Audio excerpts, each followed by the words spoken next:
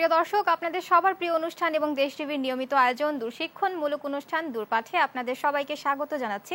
আমি আয়েশা বুবলি। দর্শক, আমাদের এই অনুষ্ঠানটি আমরা আয়োজন করে থাকি বিভিন্ন ধরনের কোর্স বা রেসিপির মাধ্যমে। বরাবরের মতো আজকে একটি রেসিপি নিয়ে হাজির হয়েছি।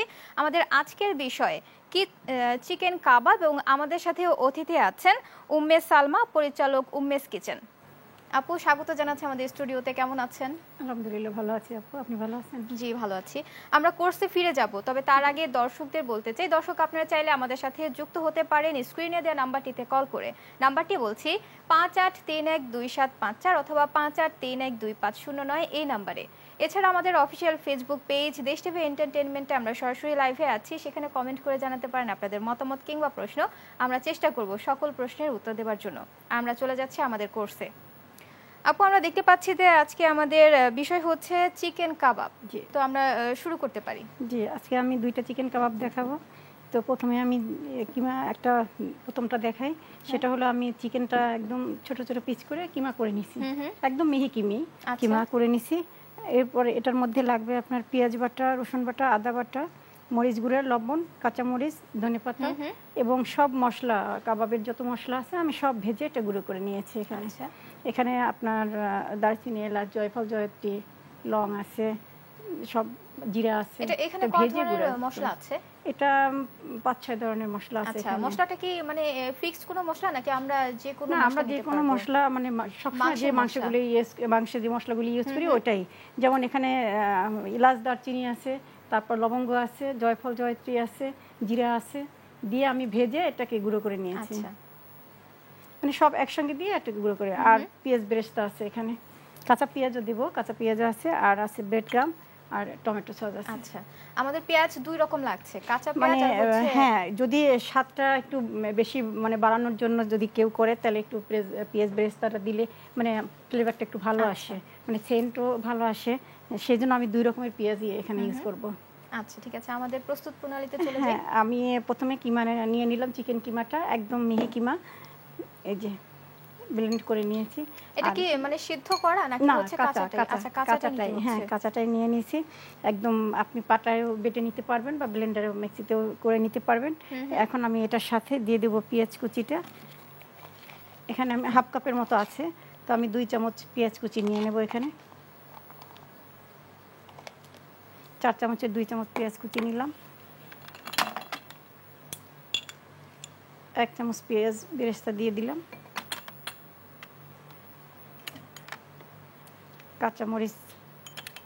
কাঁচামরিচ আসলে ঝালটা যার যার অনুযায়ী খাবে, মানে যে ঝাল কম খাবে সে কম নিবে।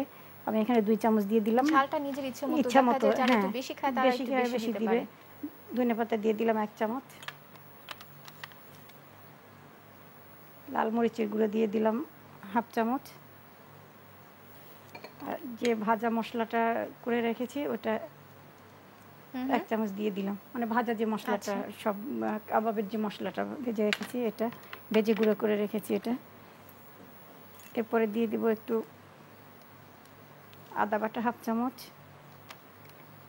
মানে আধা কাপ কিমা তো, যার জন্য আর কি পরিমাণটা একটু কম। এখানে মাংসের পরিমাণটা আমরা কিভাবে মেপে নিয়েছি?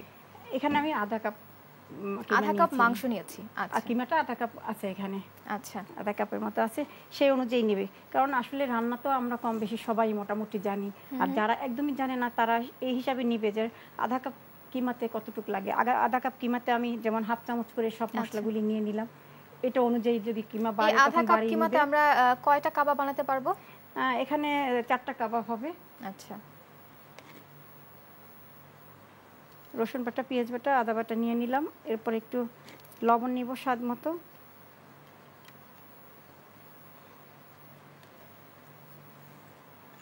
একটু দেখা যাচ্ছে সস দিতে হবে। হ্যাঁ, একটু সস দিব, মানে টেস্ট আনার জন্য। আমি এখানে চিনি ইউজ করব না, কারণ টমেটো সসের মধ্যে চিনি দেওয়া থাকে, ওটাই কভার করে নেবে। যদি কেউ সসটা হচ্ছে স্কিপ করতে চায় তাহলে সেই ক্ষেত্রে একটু চিনি দিয়ে নিলেই হবে, এটা টেস্ট আসবে ভালো। আর এই সসটা কি শুধু আমাদের টমেটো সসটাই ব্যবহার করা যাবে নাকি অন্য কোনো সস ব্যবহার করা যাবে? যে কোনো সস ব্যবহার করা যাবে, মানে টমেটো কেচাপ বা টমেটো সস যেটা আছে এটাই ব্যবহার করা যাবে। আমি এখানে টমেটো সসটা দিয়ে দিলাম। একটু ব্রেড ক্রাম্ব দিয়ে দিব আমরা, মানে বাইন্ডিং এর জন্য। আচ্ছা, এটা একটু বাইন্ডিং এর জন্য দিয়ে দিলাম। আর সাথে যেহেতু এখানে আধা কাপ কিমা আছে, সেক্ষেত্রে আমরা ডিমটা অর্ধেকটা নিয়ে নিব, কারণ পুরোটা দিলে একদম নরম হয়ে যাবে। আর যদি আমরা সেই ক্ষেত্রে যদি 1 কাপ মাংস নেই, সেই ক্ষেত্রে হচ্ছে আমাদের পুরোটা ডিম লাগছে। ডিমটা হ্যাঁ লাগছে। যদি কখনো দেখা যায় এটা নরম হয়ে গেছে, তখন একটু ব্রেড ক্রাম্ব দিয়ে দিলে ওটা ঠিক হয়ে যাবে। আচ্ছা, তাহলে ব্রেড ক্রাম্বের হচ্ছে যে কাজটা করছে, দেখা যায় বাইন্ডিং এর জন্য আমাদের খুব হেল্প করছে। হ্যাঁ, আচ্ছা।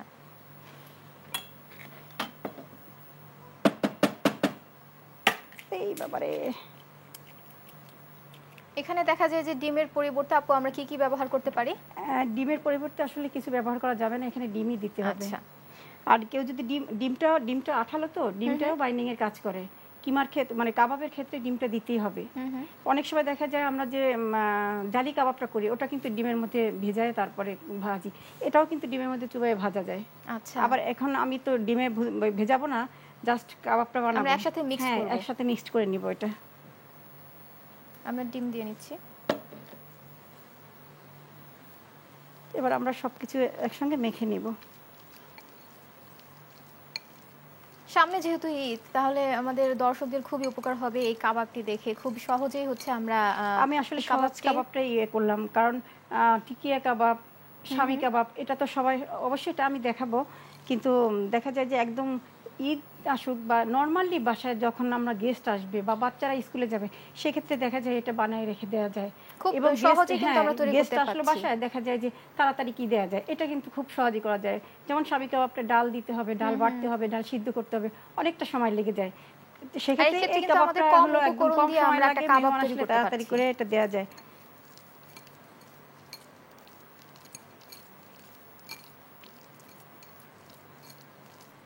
এই কাবাবটা আপু ফ্রোজেনের কোনো পদ্ধতি আছে? হ্যাঁ, এটা আপনি এরকম আমি দেখাবো এখন।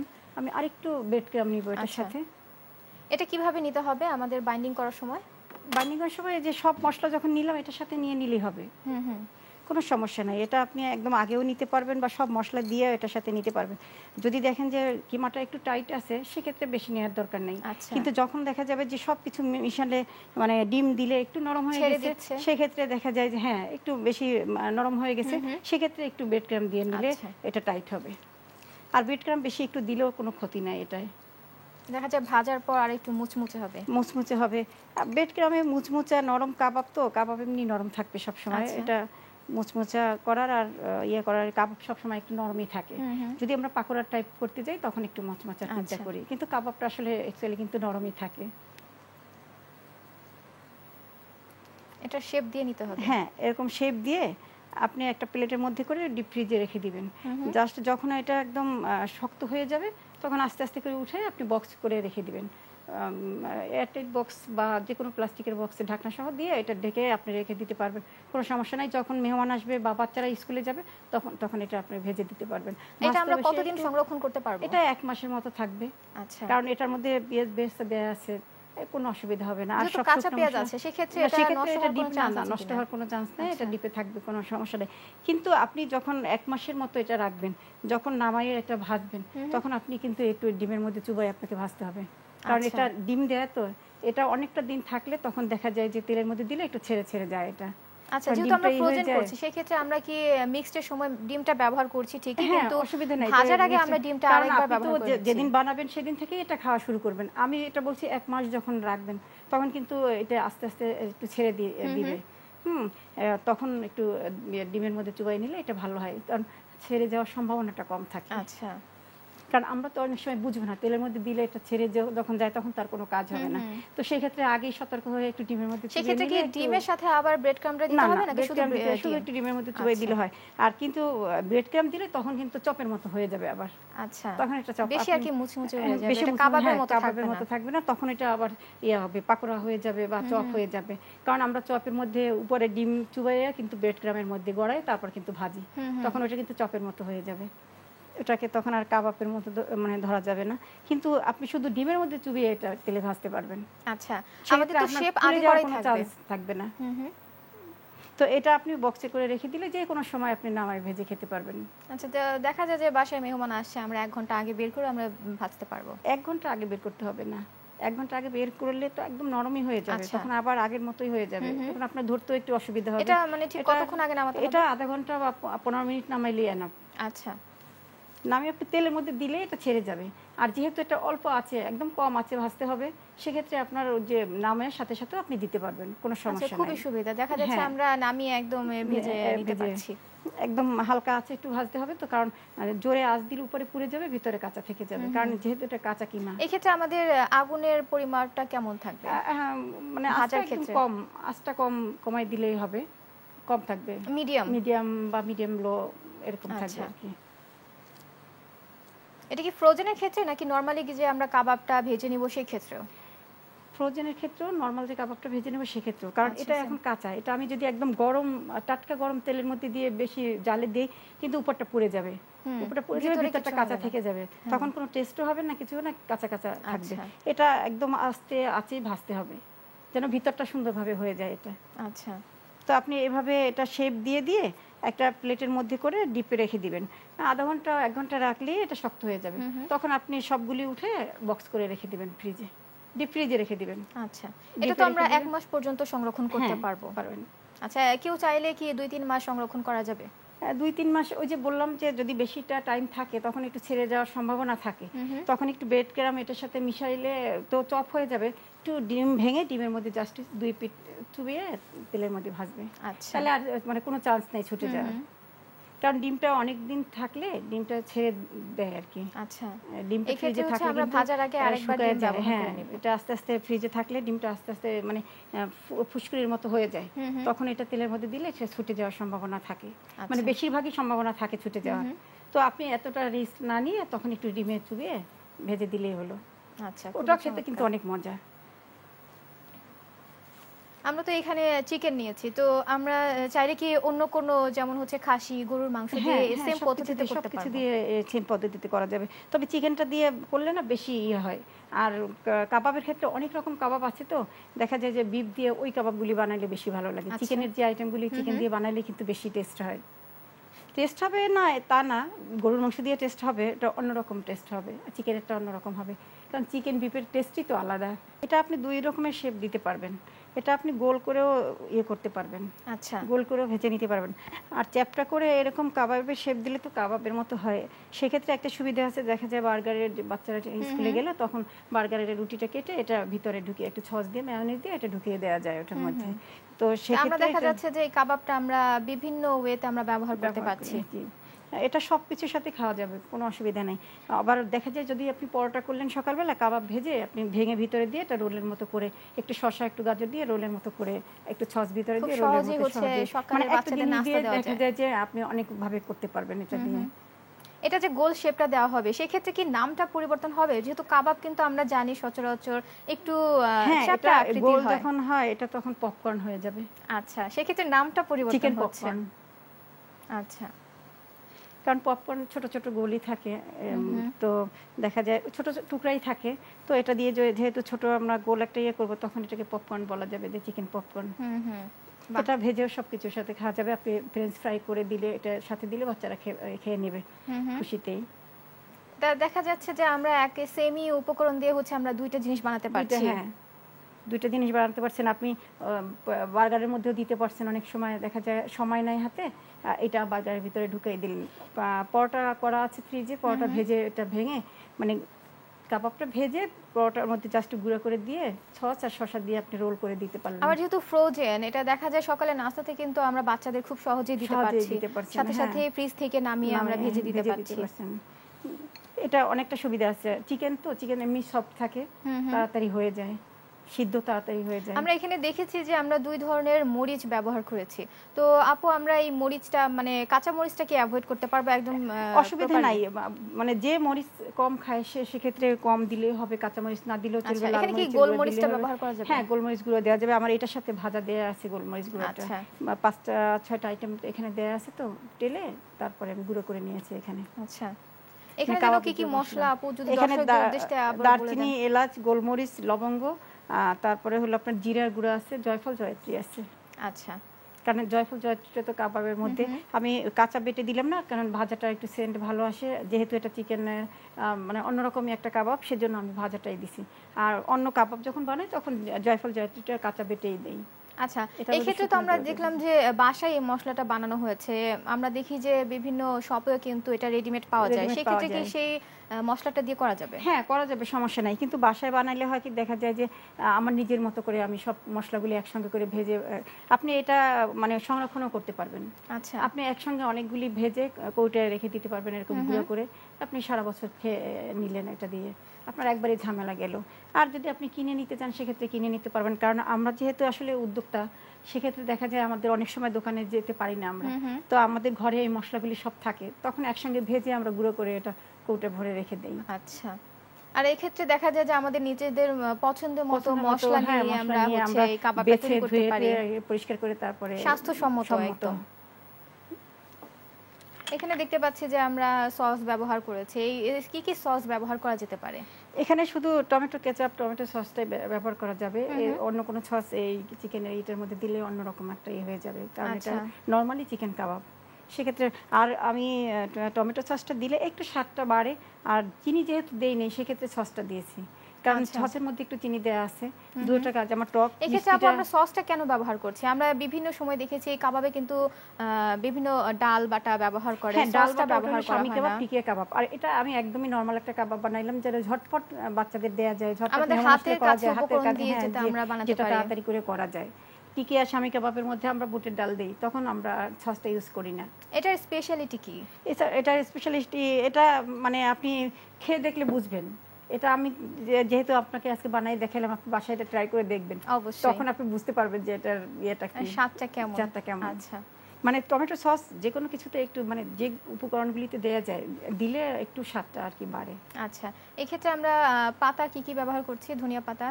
ধনিয়া পাতা দিলাম আর কাঁচামরিচ, আর কিছু না। আচ্ছা, ধনিয়া পাতার পরিবর্তে আমরা কি পাতা ব্যবহার করতে পারি? ধনিয়া পাতার পরিবর্তে এটার মধ্যে আপনি ধনিয়া পাতাই শুধু, আর কোনো পাতা না।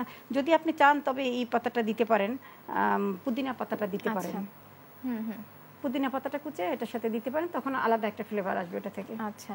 এক্ষেত্রে দেখা যায় যে তাহলে মসলা আমাদের পছন্দ মতোই নিতে পছন্দ পারছি মতো, এবং হ্যাঁ, হাতের কাছেই কাছে মসলা দিয়ে মসলা আমরা তৈরি করতে তৈরি করতে পারছি। পারবেন। আপনার আপনার পছন্দসই। আপনি যেহেতু যদি বলেন যে না আজকে আমি ধনিয়া পাতার একটু সেন্ট নিব, হুম, সে হুম। এক্ষেত্রে ধনিয়া পাতাটা দিতে পারেন কুচে। আজকে আমি একটু পুদিনা পাতার ইয়ে নিব, আমি পুদিনা পাতা দিয়েই করব। পুদিনা পাতাও দিতে পারেন, দুইভাবেই সমস্যা টেস্ট নেই। নেওয়া দুইভাবেই যাবে। টেস্ট নেওয়া যাবে। আচ্ছা।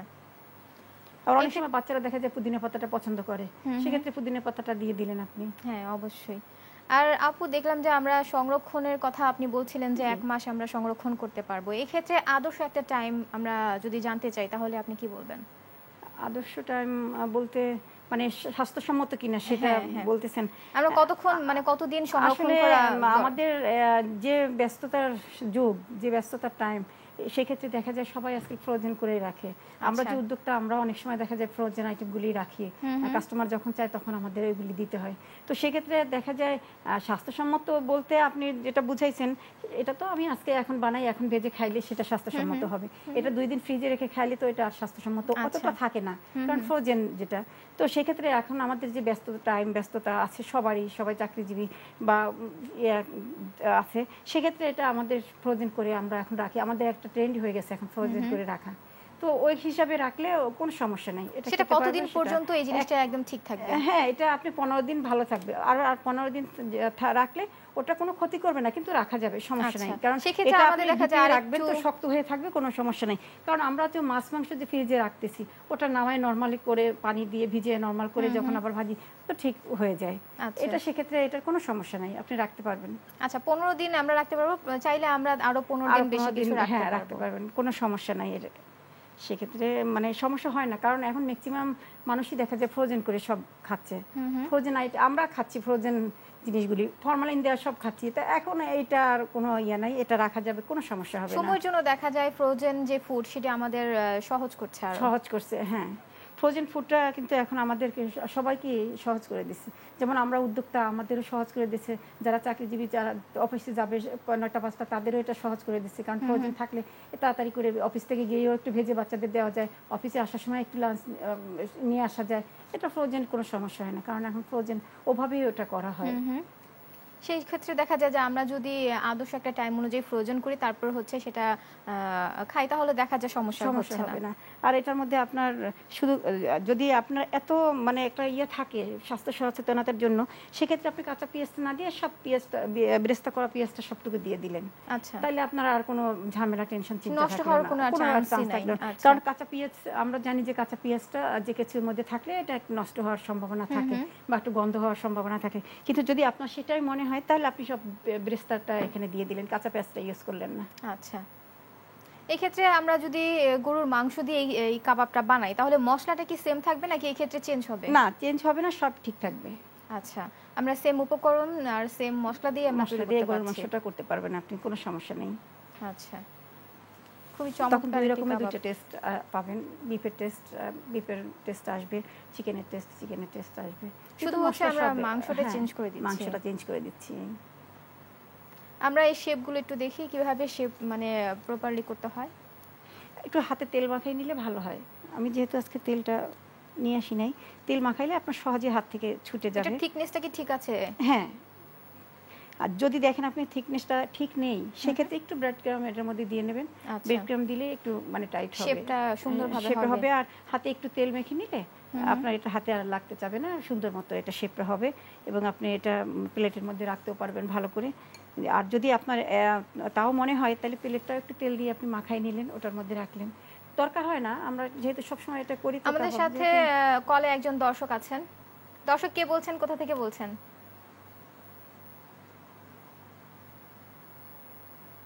দর্শক কে বলছেন, কোথা থেকে বলছেন?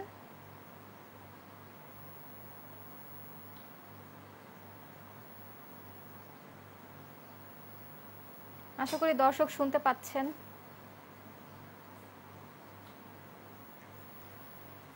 সংযোগটি বিচ্ছিন্ন হয়ে গেছে, আমরা চলে যাচ্ছি আমাদের কোর্সে। আপনি সেক্ষেত্রে প্লেটে একটু তেল মেখে আপনি হাতে একটু তেল মাখলেন, সহজভাবে এটা আপনার সহজেই রেখে দিতে পারলেন। আচ্ছা, আবার যখন আপনার দেখা যাবে যে আপনি গোল করবেন, তখন শেপটা গোল করে রেখে দিলেন ওভাবেই বক্স আচ্ছা। করে। জাস্ট আপনার মিট বলের মতো মিট বল হয়ে গেল, তখন পপকর্ন হয়ে গেল, তখন মিট বলও হয়।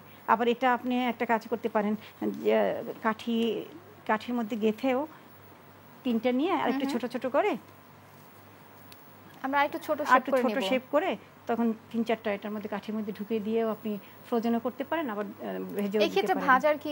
ভাজার যে প্রক্রিয়াটা সেটা একটু জানতে হ্যাঁ, চাই। সেটা যে ওই অল্প আঁচে আস্তে আস্তে ভাজতে হবে। কাঠির মধ্যে দিয়ে ভাজতে হবে? হ্যাঁ, ভাজলে কাঠিটা আপনার একটু ভিজিয়ে রাখতে হবে।